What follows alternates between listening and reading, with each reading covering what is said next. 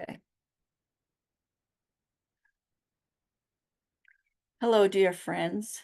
My name is Kathleen Whitehead. I am a channel of light language. I am also a medium and a channel of energies, and whatever the divine has asked me to do, I do, as long as it is in full love. I have invited my dear friend Laura to join us tonight. She will have some questions. We are starting something new, and this is the full moon lunar eclipse tonight on the 13th of March. We are recording this on the 13th of March, 2025. And it seems a good time to start something new, start a new format. My guides, my troop, the aspects of love, my team have asked me to take a more active part in this endeavor that has been happening for a couple of years. I have channeled the aspects of love for more than 2 years, and now I've been guided to do something a little different, a little more my voice. So as I see it, it will be a combination of my voice, uh, from my heart. I don't want to stay in my brain too much, but from my heart and from the aspects of love, and we'll see how it goes. I'll start out with a little prayer and then do some light language, and then we will be off and running. I want to thank you all for being here tonight, being here in the future, whenever you are guided to watch and hear this transmission. I want you to know that I love and appreciate you. So here's a bit of light language.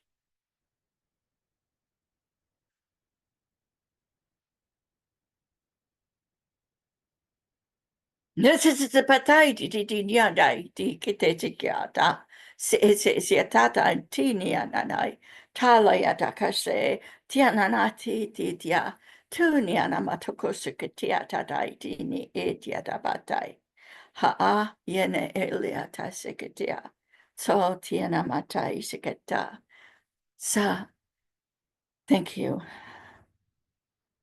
I invite the aspects of love to be with us, to support us, to guide us, and to be our cheerleaders in this new way of doing this channeling. Thank you. Thank you. We are here. We are the aspects of love. We come here at your invitation to support and love you and all who will be available to listen, to hear, to perhaps get some encouragement or light from our presence. We have asked our channel, Miss Kathleen, to take a more leading role, and she has changed the format, and we wish to thank her for stepping up to the plate, if you will, and for finding people who are willing to participate in this newness, in this change, in this happy coincidence and happy beginning. Thank you. We now turn the reins over to our vessel, our channel, Miss Kathleen. Hello, everyone. This is all very new to me. So I might stumble a bit, but just to let you know, I am here to love and serve you all and to answer what questions might come up this evening. My friend Laura is here. Uh, Spontaneously, she agreed to help us out, and I think that all of that is perfect, the perfect timing, the perfect way, and she is the perfect person to be here with us. Laura, do you have a question to start us out? Well, since this is a new format and because I'm new to this also, I'd like to know who are the aspects of love. Like I've studied some about angels, ascended masters, but I also wonder about aliens because I also watched somebody who channeled the Pleiadians, or is because I know you're a medium. Are there humans who have crossed over participating in this? Thank you for your question, Laura. Um, I will answer as Kathleen, and then they can jump in if they have anything to add. The aspects of love are a group of the aspects that are full of from the oneness. So um, it's not a group of 10 or 12 or even 5,000. It is all the love that we can muster from every being, and that includes all manner of beings. There are sometimes some beings who come through who kind of take a front seat because they have something that they wish to say. I have personally had experiences with many different types of beings. Uh, I believe in everything. I believe that the divine has allowed us to create whatever experience we wish to create.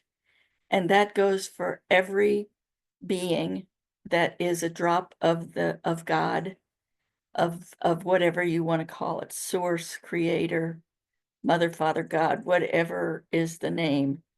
I call it the oneness, and I know that I am a part of it as every single being,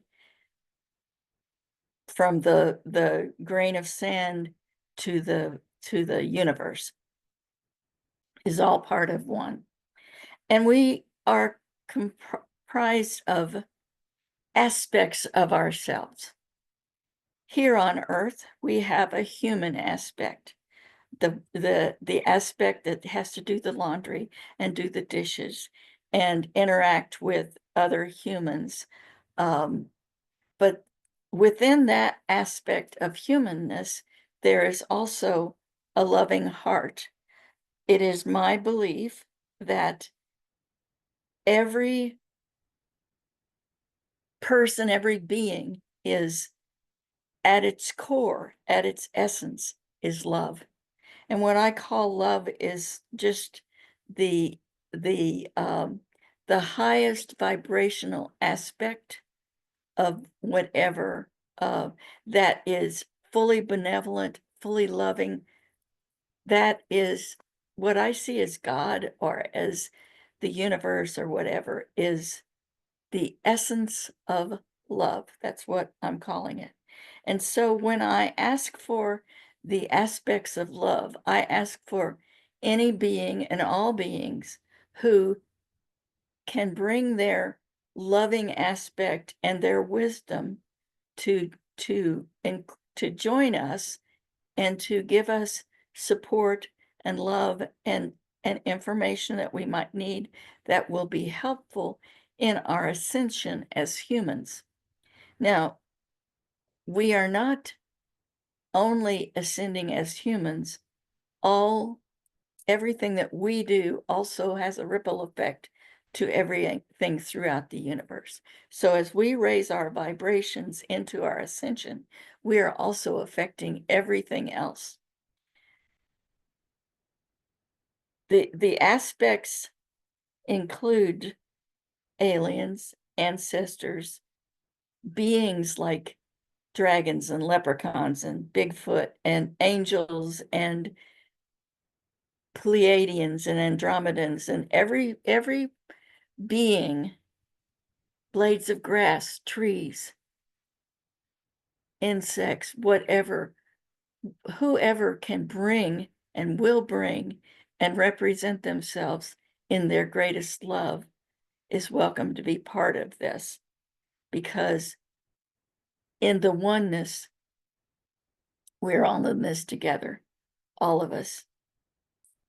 So it's not exactly like a choir, but I think of it kind of as a choir, and they work together. They don't work individually most of the time. Sometimes a part of a group might come forward because they have a particular defined message, but and they also have expertise. So for instance, if there was they needed to tell us something about taking care of the earth, it might be leprechauns, it might be Bigfoot, it will be that aspect, that group that is here with the purpose of helping the earth heal and grow. Because, of course, the earth is also part of the oneness. May I ask you, Laura, did that help you? Does that make some sense? It makes a lot of sense. And it kind of covered all my thoughts on the subject. The next thing is kind of more a kind of a smaller perspective, but it has to do with the the idea in Christianity that channeling is not of God, not of Jesus, and is in fact sinful. The reason I ask that is I years ago followed someone who channeled angels and then somehow found scriptures in the Christian Bible that say channeling is sinful. And so she stopped doing it. And then they also like said, get rid of any oracle cards that we have published. We are no longer participating in that. That is against Jesus' teachings. However, my perspective is that God gives the gifts like such as you have so that we can be part of the oneness, which I love that term. What is your perspective as Kathleen and as the aspects? Thank you, thank you, thank you. I'm going to ask the aspects to answer this first.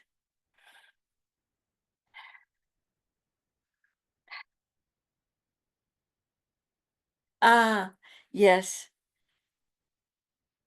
Throughout the earthly history, and as we might add, also the history of the universe, there have been many teachers, and there have also been those who are here to provide contrast, because contrast is something that helps you to learn and grow.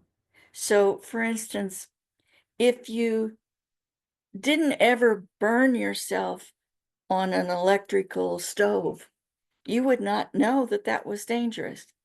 So you had to have an experience of the burning, if you will, and hopefully it was very small. But it allowed you to say, "Oh, this is not something that I want. This is not something that I want to experience." And throughout your history, there have been teachers who come in to provide the aspect or the example of what they believe you might want to be, which might be love. But there are also teachers that come through that are here to show you what you do not want to be.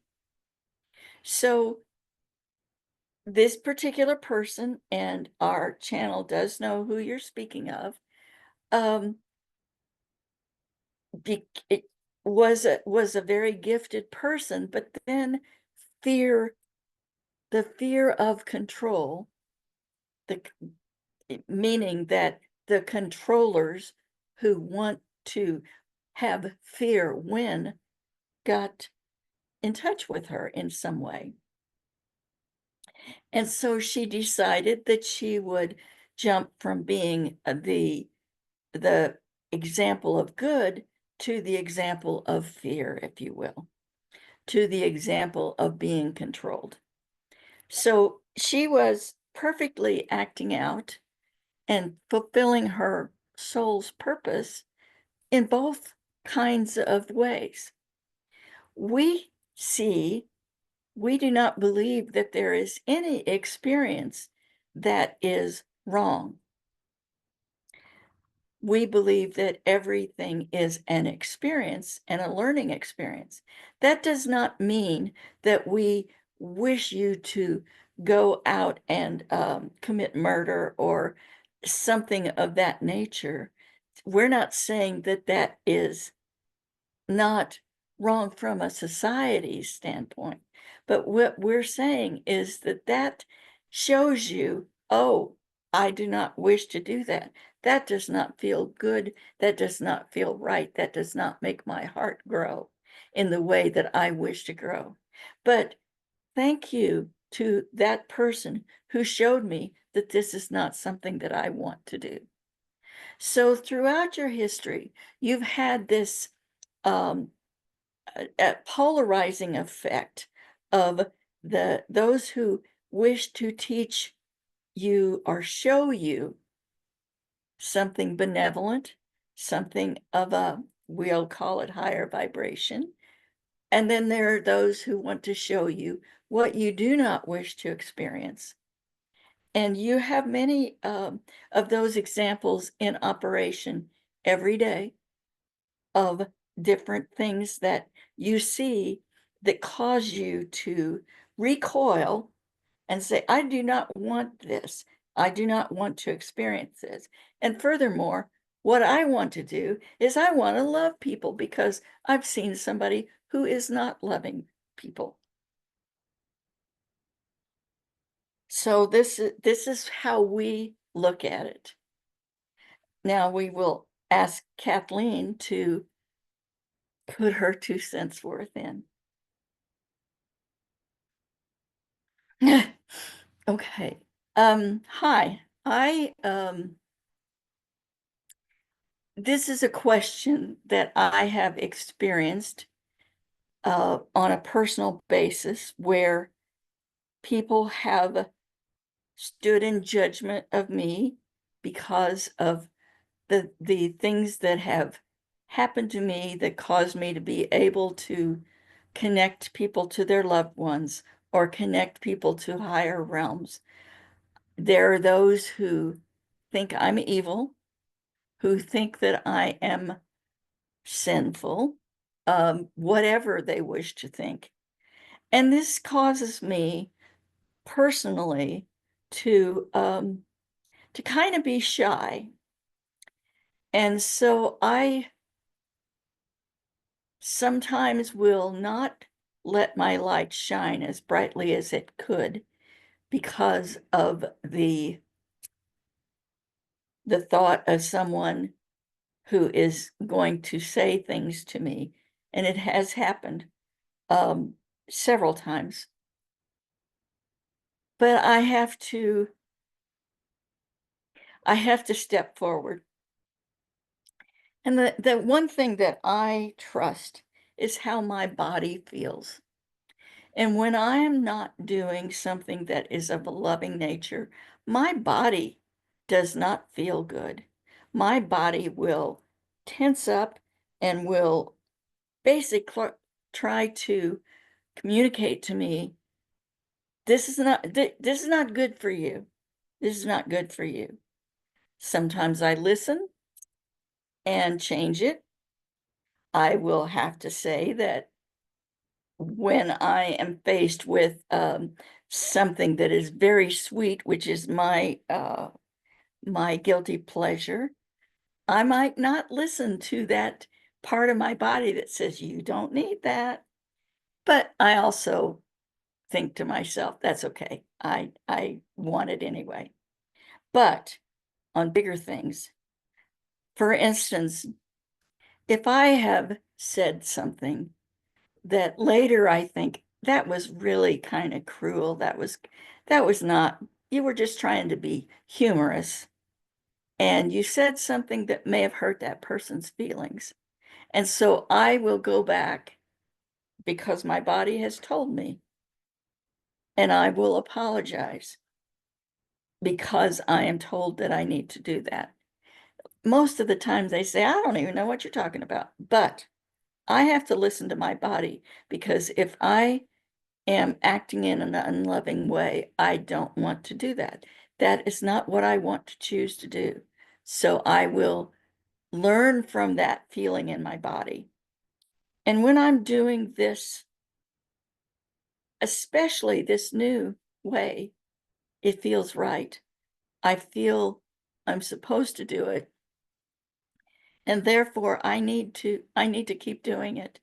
And I need to just not let those who are operating at a different place from me stop me, because in their judgment, in the way that they have learned, in the religion that is controlling them, they have learned that this is not good, that this is evil.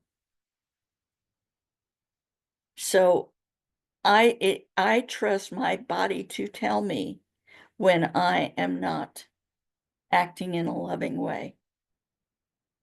I trust my body and my intuition to tell me when I am acting in a loving way. And that is who I trust. I have guidance. I have my body. I have, so yes, there has been an attempt to control through fear. Fear being, you better not do that because you'll go to hell. I don't personally believe in hell. You better not do that because society will not accept you. I've been there, done that, got the t-shirt. You know, many reasons to stop you from fully imagining your own magic, because what I believe is that everyone has this magic. I believe that I am part of the oneness, and that I have chosen as a soul to step out on my own. But I believe that every being also has the ability, but this just may not be what they're supposed to do. Maybe they're supposed to live a different life and work in a different way and heal and help in a different way. Or maybe they're supposed to provide the contrast to show me. So that's my 2 cents worth. Did that make sense to you, Laura? Amazingly. And again, you answered questions I didn't know I had. And I had forgotten about your history and things that have happened to you. And then also the part about thinking about how you may have hurt somebody's feelings. I've done the same thing and gone back to apologize. And again, they are like, what are you talking about? I don't know.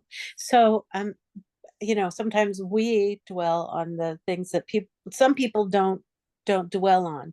And yet there are things that happened to me when I was, say, 16 or something, that sometimes comes back in my dreams. And I'm like, why did that person treat me that way? So I don't know. It's just, maybe it's the those feelings come back sometimes in dreams. I don't know.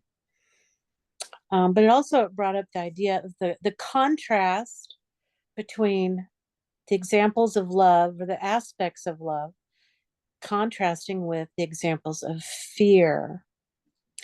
And how, as we talked about earlier, things in the United States currently, for me, they are bringing up a lot of the examples of fear. and wonder if you and the aspects of love, I should use the whole term. Um, They don't mind. what is, I mean, I almost like you should copyright the word aspects or something like that for, for those beings. Um, but what is their perspective on that? I mean, are we truly ascending to be a greater, to a higher frequency, and is this the example of what we don't want? It is the example. And one of the things, and am answering as Kathleen, one of the things that I noticed during the pandemic, and I believe that the pandemic gave us a wonderful chance to identify some basics. We were not able to go out for dinner, weren't able to go to the movies, weren't able to do a lot of things, including working in the office, being around other people. We were able to sit at home and watch some of the things that we should have noticed long ago, but we didn't notice them until we had time, till our till we were given the moment of quiet so that we could notice. So we had some contrast things happen during those times, and that many people looked at him and kind of thought, I never I never realized that there was this kind of corruption. I never realized that there was also this kind of love, because when we have those kinds of things, there's still the polarized different. There's the people who go out and love everybody, and there's the people who go out and don't love everybody. And we have these are valuable things. At this moment, we are experiencing extreme, absurd contrast. And it is my belief that this is powerful people who are losing their power, and they are clutching on to things that they feel are powerful. But you might notice, and I do not watch the news. I the my only access is some social media that I don't pay much attention to. But what I have noticed in the last few days is the global opinions that are saying, we're not enjoying what this contrast is showing. But I believe that because everything is getting so absurd that it's hard for us to even imagine things getting crazier. But what I'm noticing is the, the number of people who are rising up and saying, this is absurd. We're not going to put up with this. And I don't know if you know, but the astrology has changed from a time of top-down government to a time of power to the people. And I am seeing that because I am seeing people just say, nope, not going to participate. Thank you very much. I am not. But there are also a lot of people who are really being affected by the fear.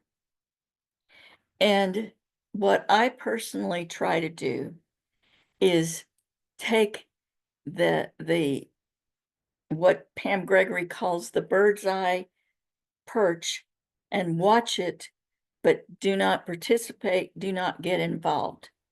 I believe that there are people who are meant to participate, who are meant to be those voices on either side, frankly. But there are some of us who are just meant to channel as much love out into the universe as we can, and trust. Right now, there is a lack of trust. I trust that this will change into something better.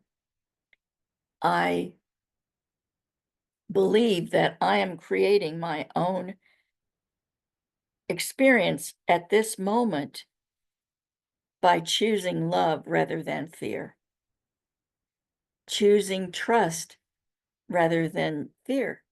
I just trust that there is a purpose for this, and it's going to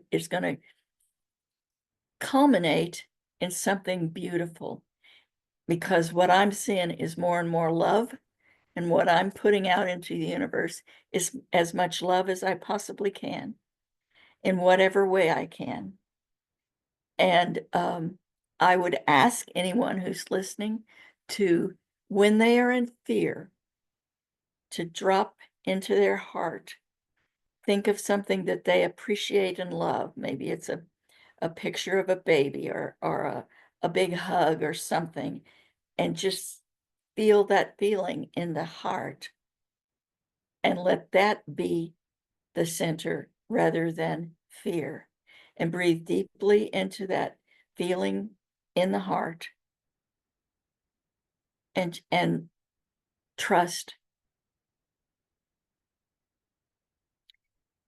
Is that helpful, Laura? Yes, again, you went way beyond like what I thought the answer would be. Um, and this is why I had told you that you helped me so much, having watched previous videos. There was one from like last October, and it again talked more about um, well, dropping into yourself and finding something sort of peaceful to think of, and it helps me allay my fears, I guess. I appreciate it, both myself and the aspects of love.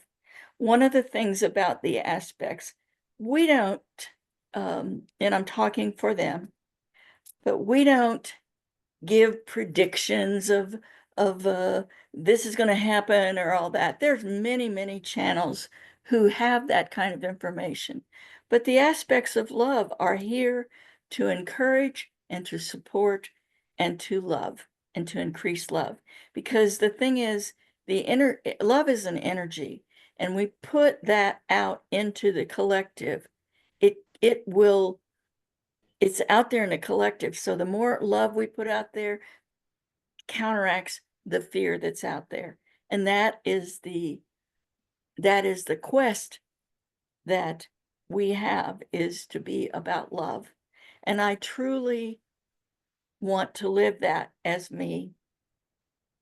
And I truly try to express that. And I know that I, as a person, lived 50 years as a complete 3D survivor, as a complete, I do not have any idea I'm doing what I think I'm supposed to do. And then when life changed and I woke up, and the only thing that I feared that day was that I didn't know who I was. So then I spent the next 10 years trying to unpack that baggage. And then I was ready for these gifts to come in at age 65. So I am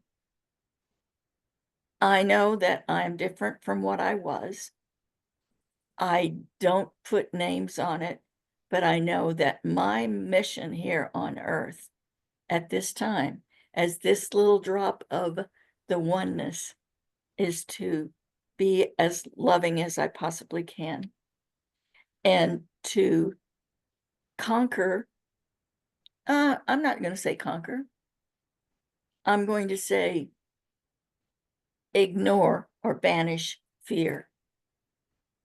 So I'm so truly grateful that you were available spontaneously to participate in this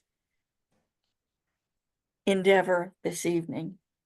I am going to say, because I personally am getting a little bit tired, um, I'm going to say that what I'm gonna do now is I'm going to give some more light language and then end the meeting.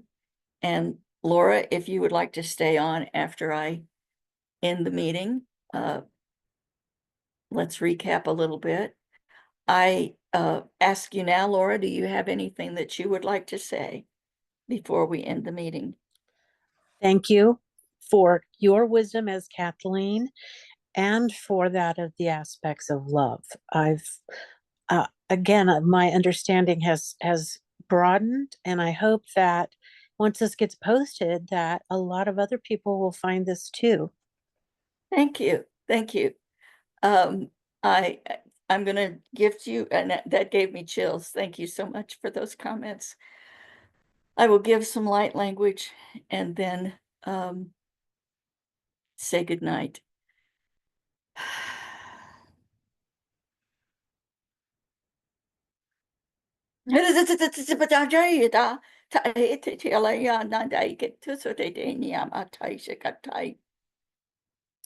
Sarianana ke te atabato tia nei ala tai sikitoto. Hayanane tatai te te miatai. Satai te ke tia tabato shikadamea. Thank you, everyone who will see this at any time. And thank you especially to Laura, who who helped me so much tonight.